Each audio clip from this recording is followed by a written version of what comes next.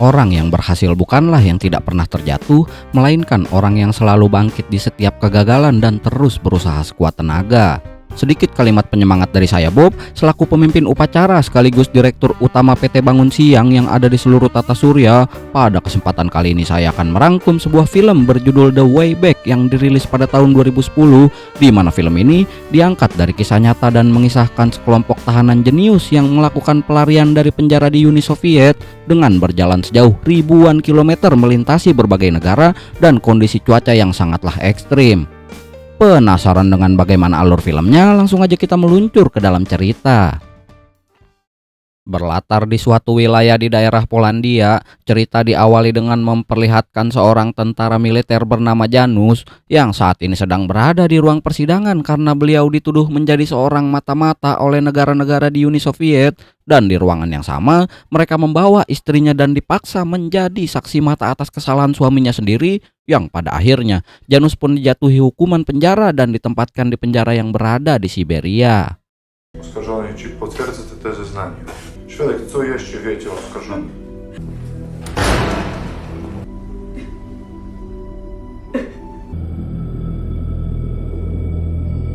Dapat kita lihat di sini kalau penjara ini terletak di tengah gurun salju yang berlokasi di tempat antah berantah, di mana kondisi di wilayah ini sangatlah ekstrim dan sangat tidak mungkin bagi para tahanan bisa bertahan hidup dengan mudah. Karena untuk pergi dari penjara ini, seseorang harus bisa berjalan sejauh 6.000 km di wilayah bersalju untuk bisa kabur. Dan jika memang berhasil keluar dari wilayah ini, meskipun sangatlah mustahil, mereka harus menghadapi para penduduk lokal yang sudah dibayar untuk membunuh siapapun yang berhasil kabur dari penjara ini.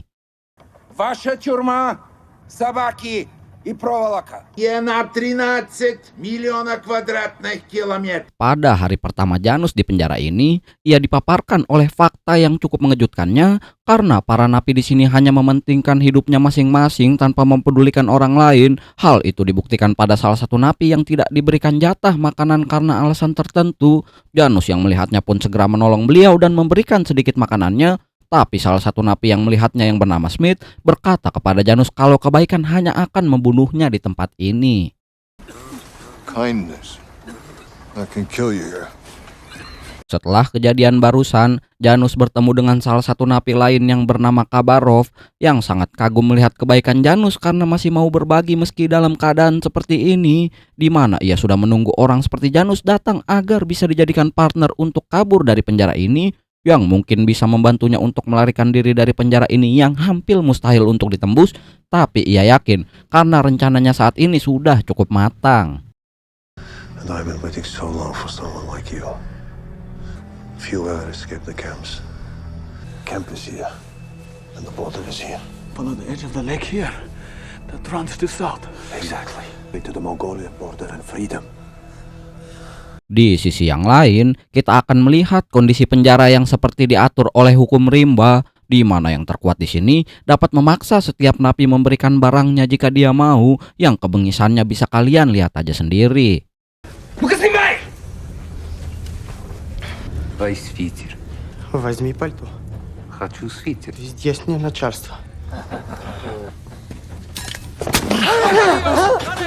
Pada keesokan harinya, Janus dan Kabarov dipekerjakan di suatu tambang, di mana mereka mulai mengamati keadaan sekitar sambil merencanakan aksi pelarian mereka. Setelah selesai bekerja dan kembali ke dalam penjara, mereka melihat seorang napi yang sedang menggambar bernama Thomas, yang saat ini didatangi oleh veteran penjara ini bernama Valka, yang memintanya untuk menggambarkan sesuatu kepadanya. You do for me. You want me to draw you? No, not me. Selanjutnya kita akan diperkenalkan kepada salah satu napi lain yang bernama Zoran, yang sering menceritakan kisah-kisah buatannya kepada para napi lain sebagai pemasukan tambahan baginya untuk hidup di penjara ini. Езжала по всему телу Дима, как только старый пират, и нога у него только одна. Pada hari ketiganya di penjara, para napi sedang dibawa menuju tambang melewati badai salju di hari itu, yang membuat beberapa napi tumbang di tengah perjalanan. Smith yang melihat hal tersebut segera menyarankan petugas yang sangat batu untuk segera berlindung di balik pepohonan agar mereka semua bisa selamat, yang akhirnya membuat Janus tertarik mengajak beliau dalam aksi pelariannya karena tindakannya barusan.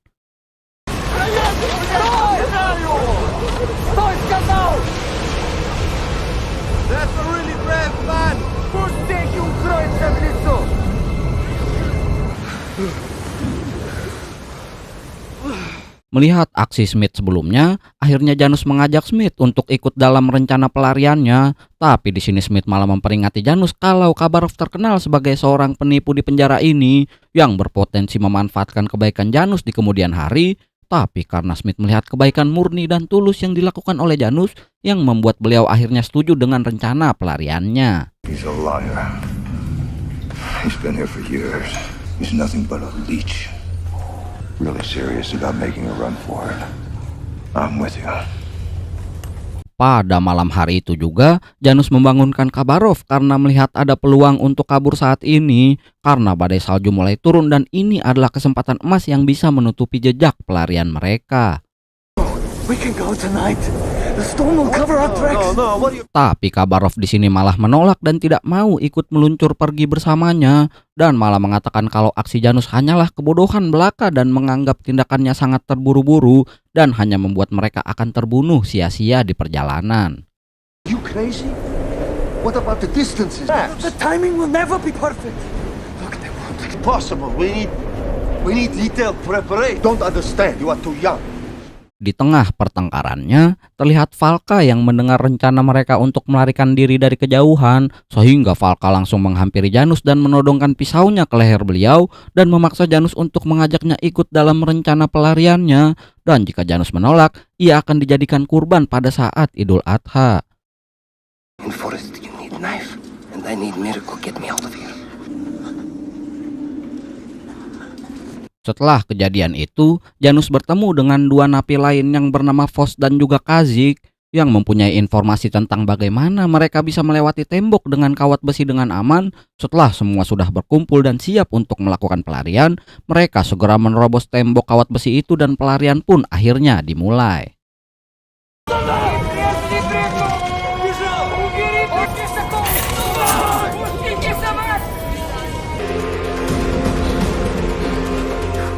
Pada saat ini ada 7 orang dari mereka harus bersiap menempuh jarak sekitar 6.400 km di tengah badai salju untuk bisa keluar dari penjara ini.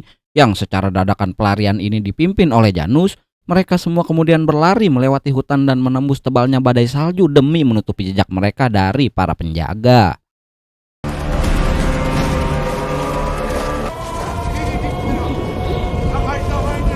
Di saat mereka sedang kehilangan arah, Janus meminjam pisau Valka dan merobek kulit pohon di sekitarnya yang akan digunakan untuk membuat topeng-topengan agar mereka bisa melihat hingga mampu melewati badai salju.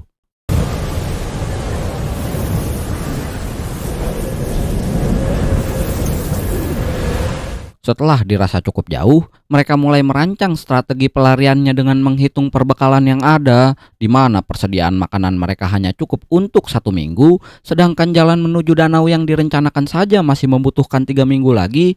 Karena belum cukup yakin, mereka memutuskan beristirahat sejenak demi meringankan tubuh yang kelelahan, di mana mereka ditugaskan mencari kayu bakar untuk menghangatkan tubuh. Tapi Kazik di sini ternyata memiliki penyakit mata dan mulai berhalusinasi karena hipotermia, sehingga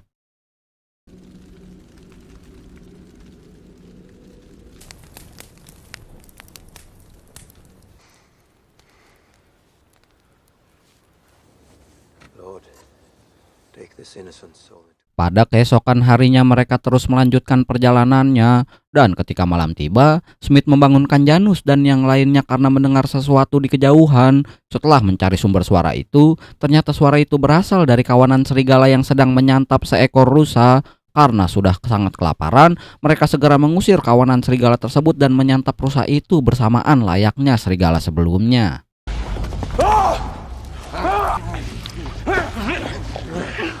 Dan ketika pagi tiba, Janus di sini mengatakan untuk pergi ke danau sesuai rencana awal sendirian agar bisa memetakan jalurnya dengan lebih aman. Dan Janus juga mengatakan kalau ia tidak kembali dalam 1 minggu, maka mereka harus menganggapnya sudah mati dan harus terus melakukan perjalanan tanpa dirinya. I will be back in the week. If I find the lake, if I don't, well, you're on your own. Setelah meluncur pergi, Hanya butuh 3 hari saja, Janus sudah sampai di danau yang mereka jadikan checkpoint. Ia pun segera kembali untuk menemui yang lain, yang membuat mereka semua sangat senang seakan merasakan kebebasan. I saw the lake. Scene kemudian berpindah di sebuah bukit di perjalanan menuju danau. Smith di sini menyadari kalau ada seseorang yang mengikuti mereka di belakang. Dengan respon yang cepat, mereka segera mencoba untuk mengepungnya, yang ternyata sosok tersebut adalah seorang wadon cantik bernama Irena, yang ternyata sama seperti mereka yang juga napi pelarian dari penjara itu dan sudah mengikuti mereka dari awal secara diam-diam. Ketika berdiskusi masalah ini, pada akhirnya mereka setuju untuk meninggalkan Irena dan melanjutkan perjalanan. Janusz, we have no choice. Tak lama kemudian, mereka pun akhirnya tiba di danau dan menemukan seekor rusa yang terjebak di lumpur yang bisa memberi mereka bahan makanan yang cukup. Karena sudah mempunyai bahan makanan, mereka segera beristirahat sekaligus bermalam di sana. Karena Vos merasa kasihan kepada Irena yang tampak kelaparan mengikuti mereka, ia pun akhirnya membawa beliau yang kini bergabung dalam kelompok pelarian.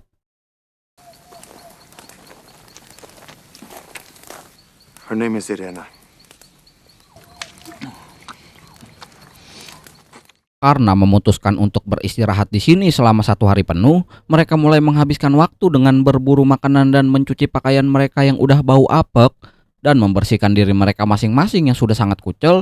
Dan setelah dirasa sudah cukup, mereka kemudian kembali melanjutkan perjalanan pelariannya dengan Irena yang sudah bergabung ke dalam kelompok.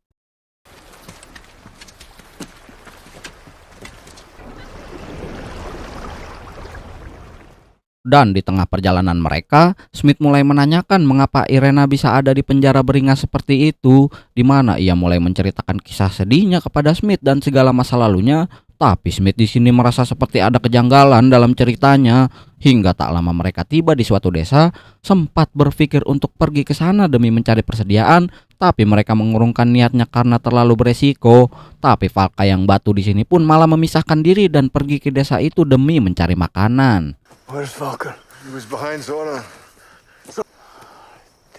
Setelah menyadari kalau Valka sudah tidak ada di sini, mereka akhirnya sepakat untuk meninggalkannya dan melanjutkan pelarian dengan memutari desa tersebut. Tapi di tengah perjalanan, Valka tiba-tiba muncul membawa hewan ternak yang ia curi, yang membuat mereka bisa makan kembali bersamaan dengan Irena yang curhat tentang cerita aslinya mengapa ia bisa berada di sini. My parents were Polish communists, but they arrested them in 1937. So you ran away?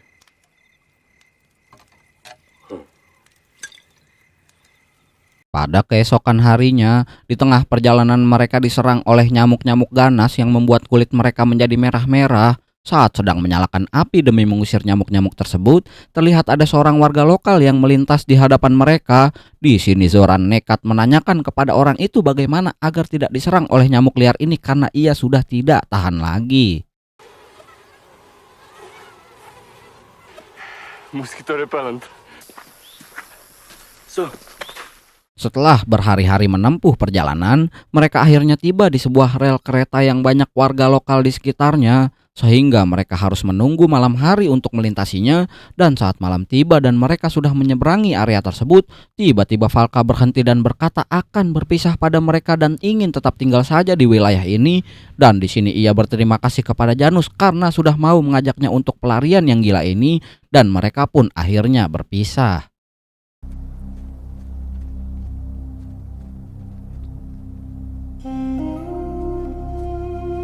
Scene kemudian berpindah ke daerah bebatuan yang panas mirip Bekasi, yang menandakan mereka sudah ada di perbatasan memasuki daerah Mongolia yang merupakan tujuan awal mereka. Tapi fakta yang mengejutkan mereka adalah terlihat sebuah gapura yang menandakan kalau Mongolia saat ini sudah bersekutu dengan Uni Soviet tempat mereka ditahan. Dan di tengah perjalanan mereka melihat kuil di kejauhan dan segera pergi ke sana untuk mencari bahan persediaan. Namun sungguh naas, yang mereka temukan hanya kuil yang sudah terbengkalai dan menyisakan tulang-tulang saja di sekitarnya.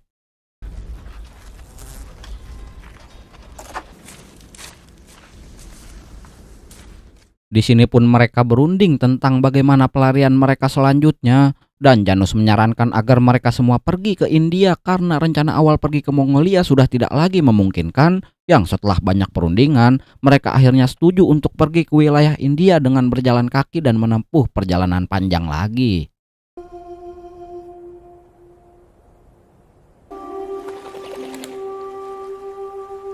Tanpa membuang banyak waktu, mereka melanjutkan perjalanan di tengah gurun yang sangat panas ini. Tapi tiba-tiba sekelompok penjaga perbatasan datang menghampiri mereka. Janus menyuruh mereka semua tetap tenang agar tidak dicurigai dan tetap bisa melanjutkan perjalanan.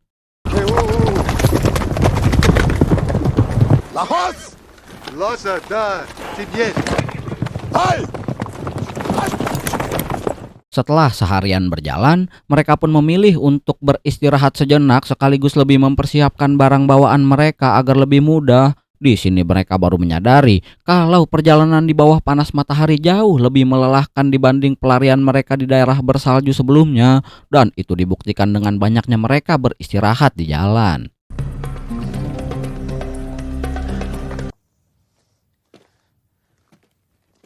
Di tengah kelelahan ini, Smith melihat sebuah pohon di kejauhan, merasa kalau ada pohon tumbuh di sana kemungkinan tinggi akan ada air yang membuatnya tumbuh. Mereka pun segera meluncur ke sana dengan tenggorokan yang sudah sangat kering, dan benar saja mereka menemukan sumber air yang membuat mereka bisa lepas dari dahaga untuk saat ini.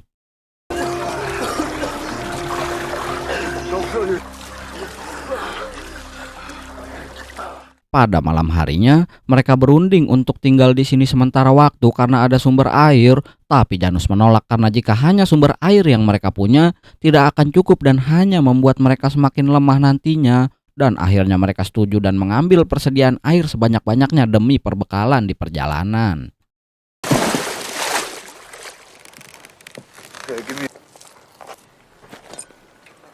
Setelah berhari-hari berjalan, mereka dihadapkan dengan badai pasir brutal yang menghantam mereka dan membuat kondisi mereka semakin parah dengan kelelahan ekstrim. Terlihat jelas di sini pula kalau Irena sudah hampir kehabisan tenaganya.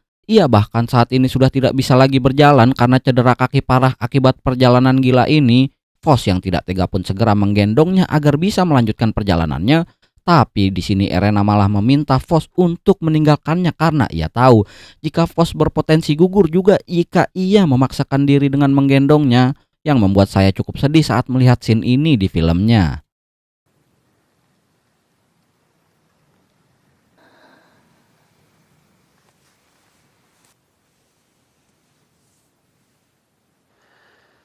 And to take her to heaven. Setelah mengubur Irena yang sudah menjadi almarhum, mereka kembali melanjutkan perjalanannya, di mana terlihat kalau kaki mereka semua sudah cedera dan memperlambat perjalanan pelarian ini. Hingga pada malam harinya, mereka yang tinggal berlima saat ini mulai bercerita dan melihat karya-karya milik Thomas. Tapi di tengah-tengah cerita, tubuh Thomas ternyata sudah tidak kuat lagi untuk melanjutkan perjalanan ini, yang membuat beliau akhirnya ikut menjadi almarhum pada malam itu. It's like a photography. It's a shadow. Setelah almarhum Thomas dikebumikan, saat ini hanya tersisa 4 orang saja, yang mana itu adalah Janus, Vos, Smith dan juga Zoran yang masih kuat melanjutkan perjalanan gila ini. Saya sendiri pun masih keheranan karena cerita ini benar-benar diambil dari kisah nyata dan beneran mereka semua berjalan ribuan kilometer, di mana tiba-tiba Smith juga ikut kelelahan dan tidak bisa lagi berjalan karena tenggorokan sudah kering tidak karuan. Janus yang melihatnya menyuruh Vos dan Zoran pergi duluan dan kembali jika menemukan air. Sementara Janus akan membantu Smith dan menyusul mereka di belakang. Tapi sayangnya, hingga mereka bertemu di tempat istirahat, mereka harus menahan haus lebih lama karena belum bisa menemukan air.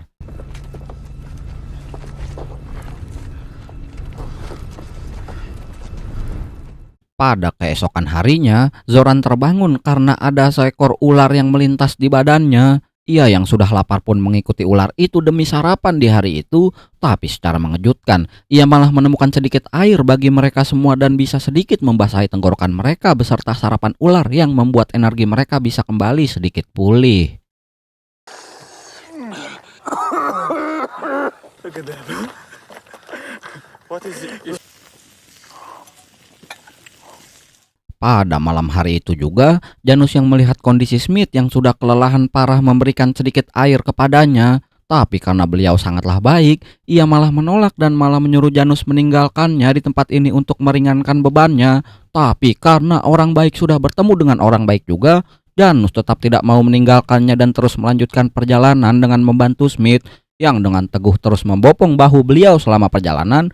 Dan setelah berhari-hari berjalan dengan saling membantu satu sama lain, mereka akhirnya tiba di sebuah sungai dan tembok Cina yang merupakan tanda kalau mereka telah melewati wilayah Mongolia sepenuhnya.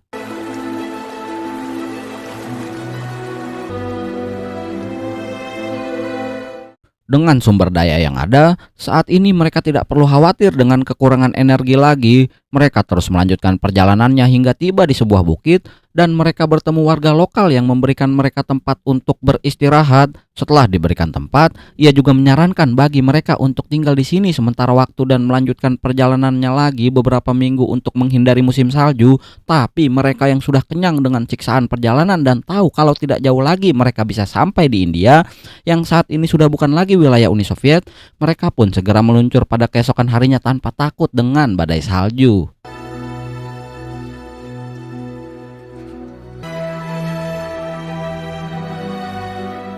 Setelah melewati beberapa pegunungan, mereka pun akhirnya tiba di wilayah Sarukan dan disambut oleh warga asli sekitar yang menjadi tanda bagi mereka kalau saat ini mereka sudah tidak bisa lagi ditangkap dan benar-benar bebas dari Uni Soviet, di mana Janus akhirnya berhasil kembali bertemu dengan istrinya meskipun usianya kini sudah tidak lagi muda. Dan di akhir cerita, kita akan diperlihatkan dengan hancurnya komunis yang sudah sangat kejam kepada mereka dan film akhirnya selesai.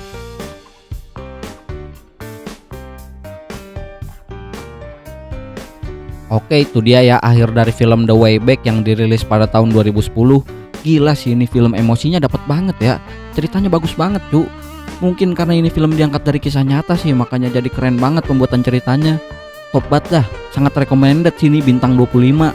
Oke, segitu dulu aja dari saya. Makasih banyak udah mau nonton videonya sampai habis dan sampai jumpa di video-video yang lain.